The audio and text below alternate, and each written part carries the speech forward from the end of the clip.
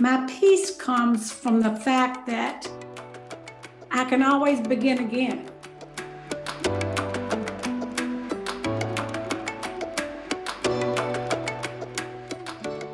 Hello again, everyone, and welcome to the Louisiana Now podcast. I am your host, Todd Rossnagel. It's great to have you along with us. In this episode, we are going to be exploring the creative arts, specifically those of sewing and pottery. During the 2020 Celebration of Ministry service, ordained elders received their stoles and ordained deacons received their basins. Both of these items were handmade. The stoles made by Reverend Melinda Halom in Wisconsin, and the basins were made by Jane Knight here in Louisiana. We caught up with both of these artists to hear more about their craft and their passion for creative arts. We begin with Reverend Melinda Halom, who is a pastor in the Evangelical Lutheran Church in America, the ELCA. She joined us from Bloomer, Wisconsin, which Melinda quickly pointed out is the jump rope capital of the world. And as fascinating as that sounds, our focus instead was on Melinda and her art, her ministry of stitch, if you will. It all started in 1999, 21 years ago, when her and her husband were in seminary. As they were headed toward ordination, she remembers not being able to afford to buy a stole from the various catalogs that had been offering them. But Melinda knew how to stitch. She knew how to sew. And so she leaned on that knowledge and she made her own stoles. She then shared her design on Facebook a few years later, and before she knew it, she went from making 50 stoles to well over 2,000 today. And as you'll hear, all sorts of designs. My first question, how did she design the one specifically for Louisiana this year? One of my favorite things that has happened from almost day one is collaboration. Someone will call me or text me and say, hey, I have an idea. Can we make it come to life? And that stole, it's migrated and morphed throughout the last couple of years. But it started with somebody coming to me saying, I want a dove with flames. And I want it to be more abstract than concrete with, specific flames. And she sent me a color crayon drawing. And it has sort of blossomed from there and changed. I've made a version of it for a couple years now for the Louisiana Synod, just changing it a little bit each year to make each set of stoles unique. As much as these stoles are beautiful, I've also noticed that you have produced somewhat, fun designs, everything from camouflage to even, dare I suggest, football stole. The Vikings and the Packers up there in Wisconsin. And I suppose having a fun stole is a thing. It's serious, but it's also fun, right? It is. And only in Wisconsin could you truly understand the Packers stole. I finally succumbed to the peer pressure of my fellow clergy in the area. And doing it, when I began doing the Packers stole, it was as a fundraiser for our companion synod in Malawi. But the running joke here, and it I guess really isn't a joke, is on Sunday mornings when the Packers play, we are the only ones not wearing Packer gear. And we talk about it a little bit about as addressing the elephant in the room, that yes, I know there's a Packer game. I promise worship will not interfere. And addressing the different things that go on. Same with the camouflage. When it's hunting season up here, that is where everybody is they are preparing. And the other side of the green is orange, hunter orange, and we do Blessing of the Hunters up here in Wisconsin. Sure. It has become a wonderful tradition in many congregations. Well, I think that there are probably some pastors in the New Orleans district here in Louisiana. Actually, I don't think, I know they understand what it is like on a Sunday before kickoff.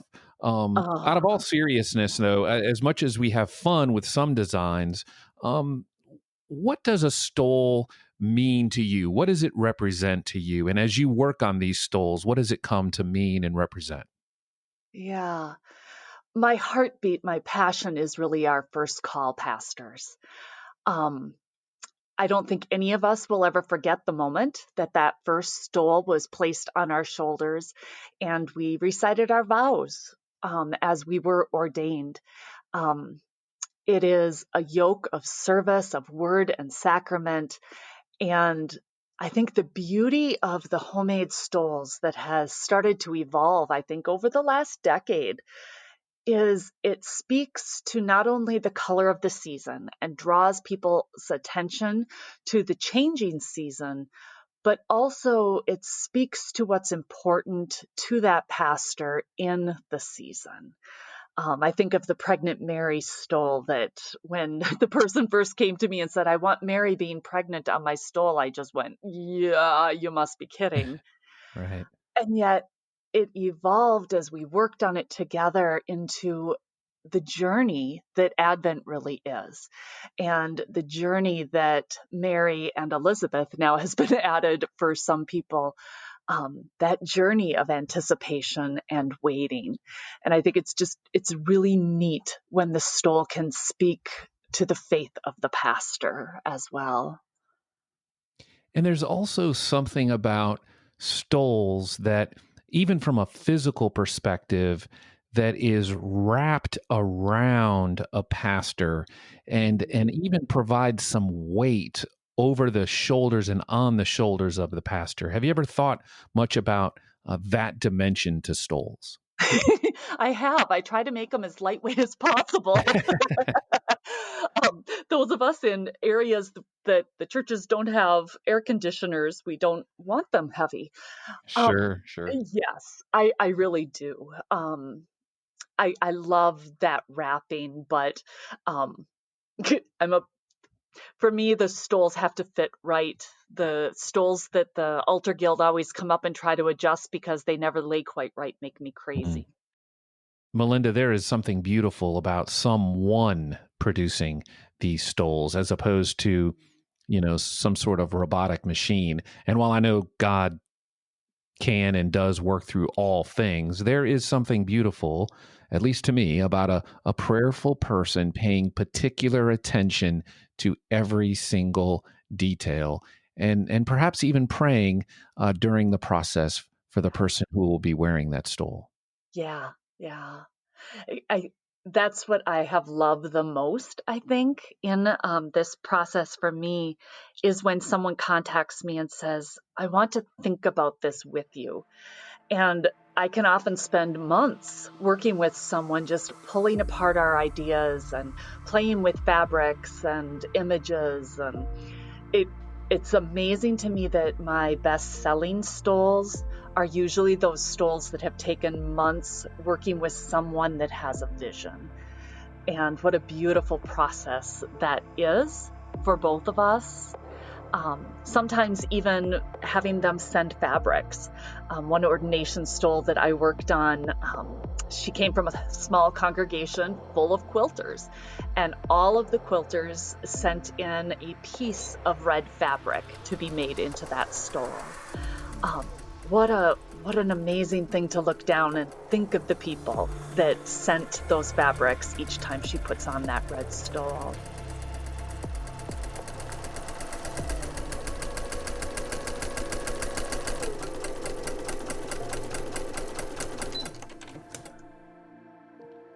The Reverend Melinda Halom from Bloomer, Wisconsin, who stitched and made and created from a crayon drawing the stoles for the ordination class here in Louisiana.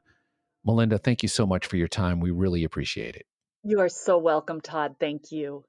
We're going to take a break. When we return, we'll visit with Jane Knight, the potter in Slidell. The United Methodist Foundation of Louisiana's mission is to be a catalyst to support ministry in the United Methodist Church inside our Louisiana Conference. They have long been a supporter of our pastors through the Seminary Scholarship Service Program and are fervent advocates of clergy leadership training. In fact, just recently, 5 of our younger pastors have been selected to participate in advanced pastoral leadership, where they will study the tasks of leadership and build capacity for strategic and intentional leadership. Congratulations goes out to Reverend Katie Black, Reverend Austin Reinhardt, Reverend Fernie Rivera, Reverend Jessica Lowe, and Reverend Allie Young on being selected for this program. And may God bless them as they begin this 5-year journey to develop their capacity for fruitful leadership.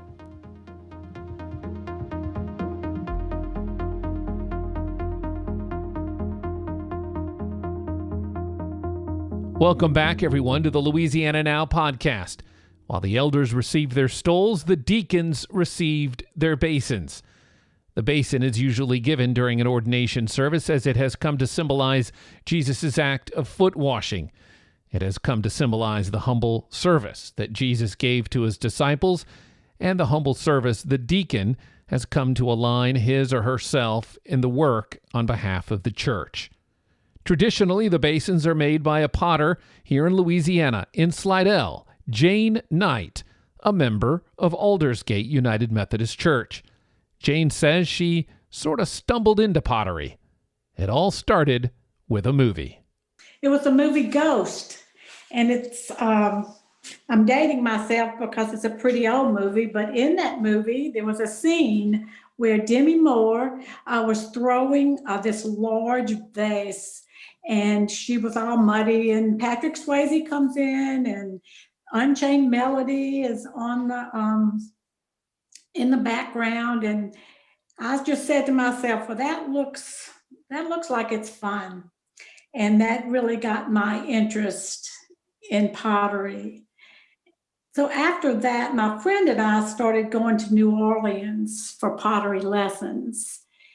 And what happened there was the teacher really seemed to like us, and there was only my friend and I and the teacher. So our lesson, which was supposed to be about an hour and a half, would often go to 2.5 or 3 hours. And you didn't have to wear makeup. You didn't have to worry about the clothes you wore. And it was just a grace-filled time. And so my love for pottery grew from that time. Jane, I suppose someone on the board of ordained ministry could just go out and buy a basin from a store, but instead they have you create and make these basins. Why do you think that is so important? The word may not be important as much as it's meaningful. Sure. When you know that someone is creating something just for you, it has a meaning. And I believe that if you know that someone has prayed during that process, that it adds meaning. I think that the importance of the basin, though, lies with the recipient, even no matter where it's bought. And so my prayer when I make the basins is, first of all, that they know of God's great love for them. But also I pray that the basin will remind them to be open, because those are open. And so I really pray that the basins will remind them to be open, because their ministry is going to bring good things and bad things, and just to be able to accept these and to offer them to God. And I also love that sometimes the basins can be a container, to contain everything in your life, and that you can offer to other people and to God. And then they're also sometimes used for hand washing ceremonies or foot washing ceremonies. So I truly believe it can be so meaningful because of what it can remind you of. Again, of God's love for you, and of how this can be an open container to accept life as it is. Jane, I couldn't help but imagine in my head you in New Orleans taking those classes and just you describing the process. It sounds so incredibly peaceful. Um, Peace is something we are always striving for, and most especially in 2020. Do you find peace in not only in pottery, but also in the creative process?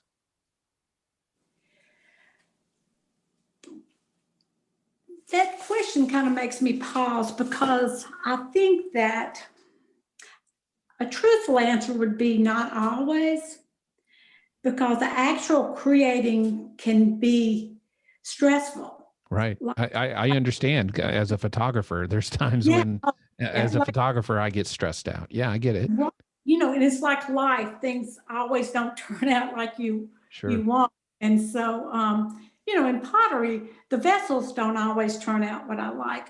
But I have to admit that, especially with pottery, my peace comes from the fact that I can always begin again. Hmm. If a piece does not come out like I want, or even flops on the wheel, I get to reuse that clay. I get to reclaim that clay, and I can begin again. And I think in life in this 2020, every day I have a choice, I think, to begin again, to try to become, the person that God wants me to be, and to try to be more loving and caring. But it's that ability to begin again that gives the deep peace. Not that I always have it in the process every time. And there's also something, I don't know how to phrase this, but there's also something comforting about each basin that you make, I'm assuming, is not perfect. There are imperfections that in some ways give that particular piece character. Um, and that is peaceful and beautiful in and of itself, right? Absolutely. I think another amazing thing about pottery is that even if I try to do things exactly alike, I can't. And every, every piece, like you say, has some flaw in it. I made a deacon bowl, and I had to get it to John Ed. And so there was a very nice lady that goes to Baton Rouge. And so she said she would take it for me.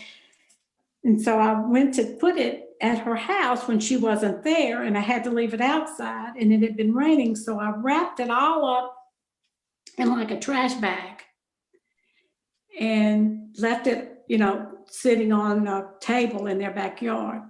So her husband comes home, thinks it's trash, and throws it away.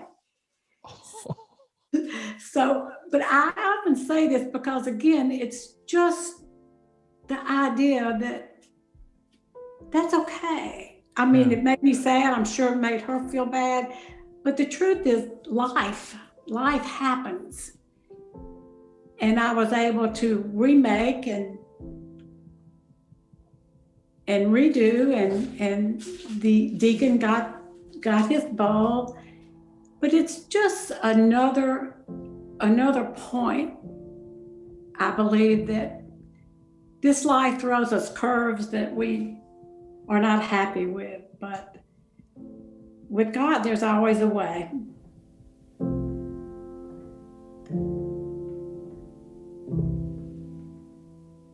Over the years, Jane has come to associate the process of pottery making as that akin to spiritual formation. And when you listen to her describe the process, even the terms themselves, it's no wonder there are so many biblical references to pottery. The process is amazing, and it speaks so much of God. I mean, when you just think about first the elements that you use, the earth or clay, which could be your foundation. It talks about the cycle of life, and then there's water. And water, you think of baptism and your birth, survival, refreshment, and fire. When you think about fire and the trials of our life, that's where the pottery gets its strength and its color. And I think it's also where we get a lot of our strength when we go through issues and problems. The wheel itself goes around and round, as you know, and it's kind of like the world spinning around. And sometimes the wheel spins so quickly and our world spins so quickly that we don't really take time to listen.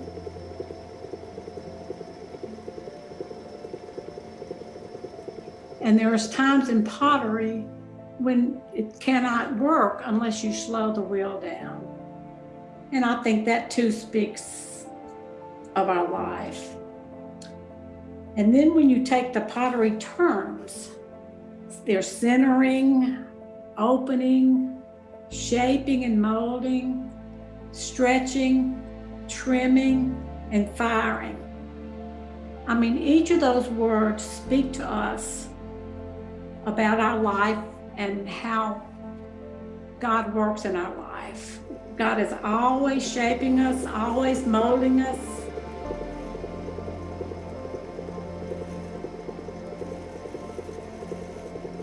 The potter always has his hands on the clay as he's creating. And I just see that God always has his hands on us as we're living this life.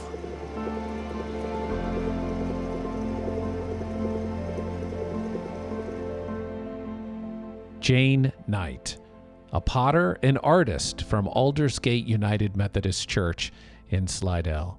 Jane, we thank you so very much for your gifts, your talents, you giving of your gifts and talents to the Louisiana Conference. And right now, I just want to thank you for taking the time to join us here on the Louisiana Now podcast. Thank you so very much.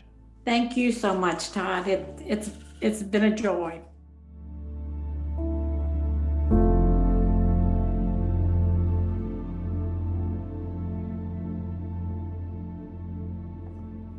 In the show notes of today's episode, we've included links to the ordination service, both the service itself, which you can view on YouTube, and to photos of the ordination service. You'll be able to see both the stoles and the basins themselves. We've also included a link to Melinda's website, quiltedwithprayer.com. Thank you so much for joining us on the Louisiana Now podcast. For Mary Burley, our producer, and the United Methodist Foundation, our sponsor, thanks so much for making us part of your day. And remember to take time today and remember how God is stitching a story in your life and shaping you on the wheel known as life.